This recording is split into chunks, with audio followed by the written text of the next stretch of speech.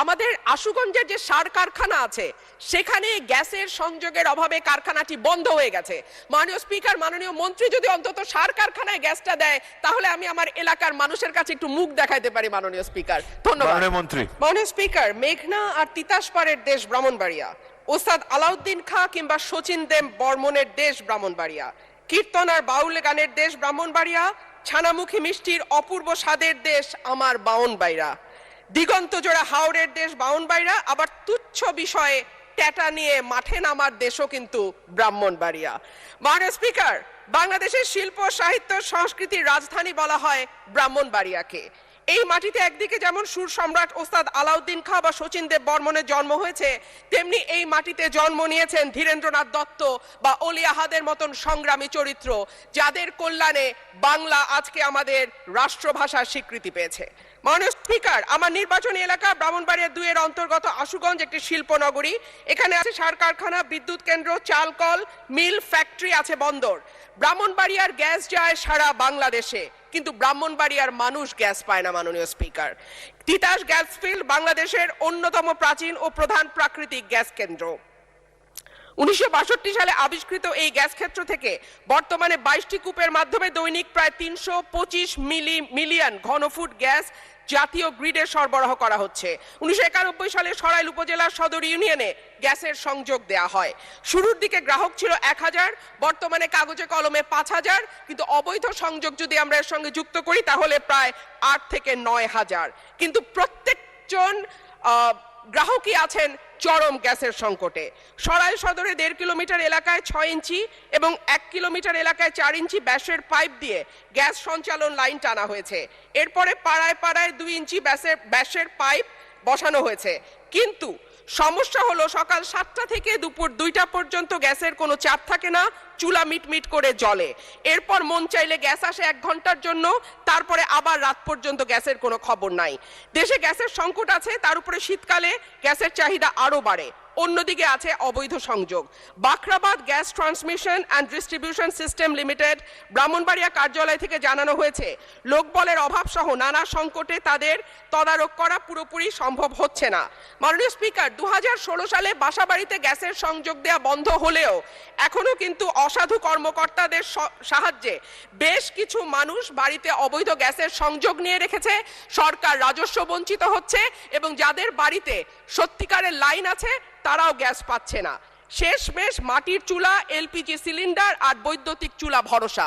কিন্তু মাননীয় স্পিকার, আমাদের জীবন মানের এখন এমন উন্নয়ন হয়েছে যে গ্রাম বা মফস্বল এলাকাতেও এখন কিন্তু মানুষ ফ্ল্যাটে থাকে, পাকা বাড়িতে থাকে, উঠান এখন অনেকটাই বিলাসিতা। সুতরাং মাটির চুলায় রান্না করা বাস্তবতা বিবর্জিত। মাননীয় স্পিকার, আমাকে 2টা মিনিট সময় বাড়িয়ে দেবেন।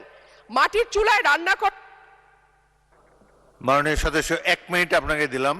অন্যদিকে যদি আমরা এলপিজির দিকে তাকাই মাননীয় স্পিকার, 1940 টাকার সিলিন্ডার বলে বটে, তবে 2200 টাকার নিচে কোথাও সিলিন্ডার পাওয়া যায় না। আর আমরা যদি বিদ্যুতের চুলার কথা বলি তাহলে বলতে হয় ঢাকা শহরে 1-2 ঘন্টা লোডশেডিং থাকে, কিন্তু গ্রামে সেটা 14 ঘন্টা পর্যন্ত গড়ায়। সুতরাং গ্যাস ছাড়া আমাদের আসলে এই মুহূর্তে সত্যিকার অর্থে চুলা জ্বালাবার মতন জ্বালানি নেই।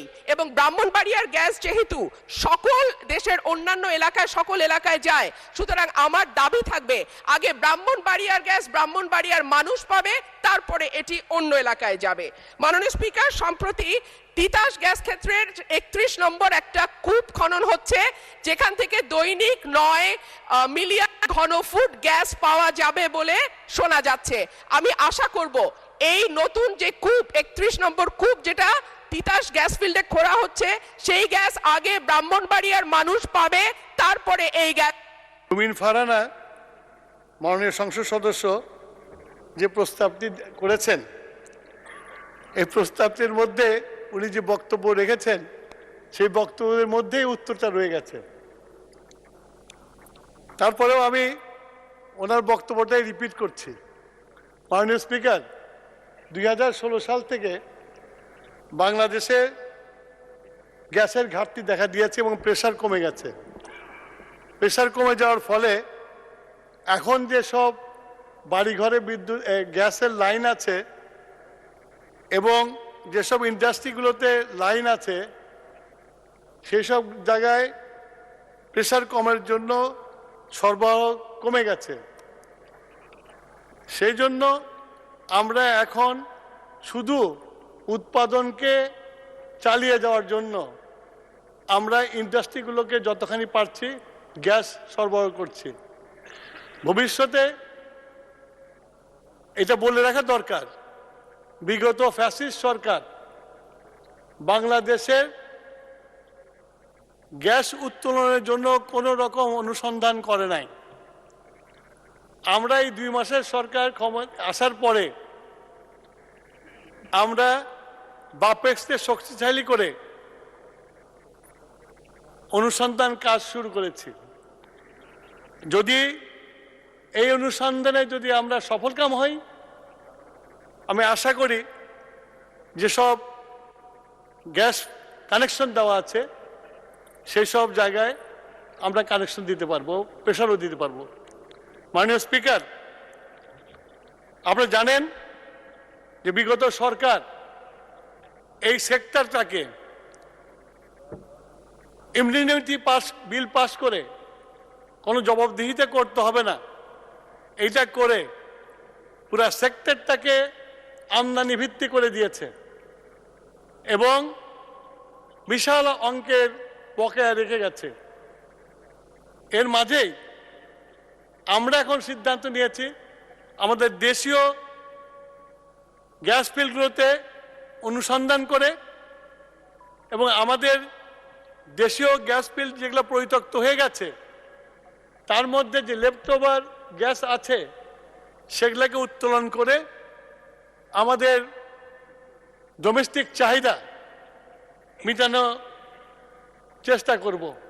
মাননীয় স্পিকার, আপনাকে ধন্যবাদ আমাকে বক্তব্য দেওয়ার সুযোগ করে দেওয়ার জন্য।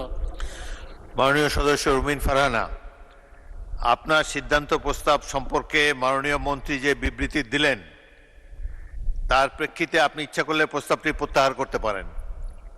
মাননীয় স্পিকার, আমি মাননীয় জ্বালানি মন্ত্রীর বক্তব্য মনোযোগ দিয়েই শুনলাম। উনি সঠিক বলেছেন মাননীয় স্পিকার, গত 15 বছরে আসলে কোনো রকম জ্বালানির অনুসন্ধান হয় নাই, বাপেক্সকে শক্তিশালী করাও হয়নি।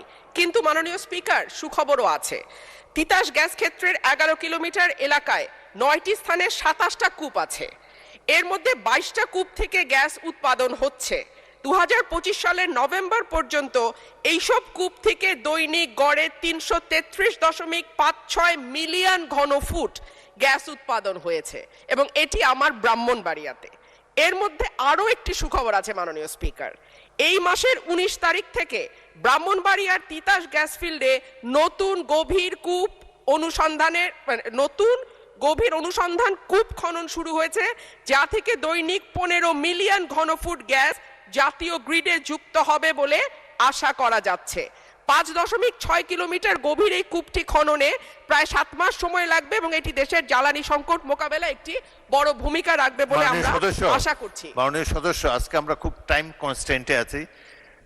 মাননীয় স্পিকার, আপনি মন্ত্রী তো বলেছেন যে উনি চেষ্টা করবেন আরো গ্যাসের রিজার্ভ আরো বাড়াবেন এবং যদি আরো বাড়ে তাহলে সফল হলেই আপনার ওখানে। মাননীয় স্পিকার, একটা কথা তাহলে একটু মন্ত্রী মহোদয়কে আমি স্মরণ করিয়ে দেই।